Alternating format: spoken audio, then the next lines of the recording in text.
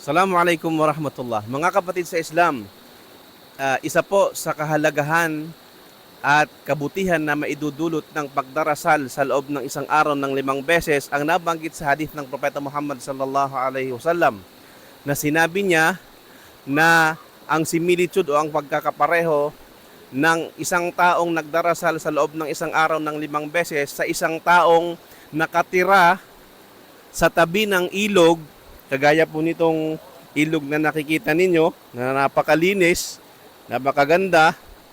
Sabi ng Propeta Muhammad ay kagaya o katulad ng isang taong nakatira sa tabi ng ilog at siya ay naliligo dito sa loob ng isang araw ng 5 beses.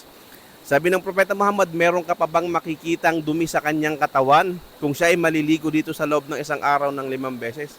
Of course, wala, mga kapatid sa Islam. Malinis, ibig sabihin, siya ay magiging malinis dahil sa pagligo niya ng 5 beses sa loob ng isang araw. Ganun din naman ang pagdarasal.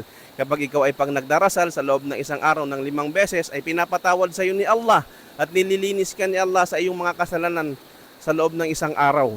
5 beses kang magdarasal. At yung mga malilit na kasalanan, lalong-lalo na ito yung mga pinapatawad ni Allah subhanahu wa ta'ala. Kaya mga kapatid sa Islam, huwag po nating pabayaan ang sala at isagawa natin yung obligasyon nating 5 beses sa loob ng isang araw. Assalamualaikum warahmatullahi wabarakatuh.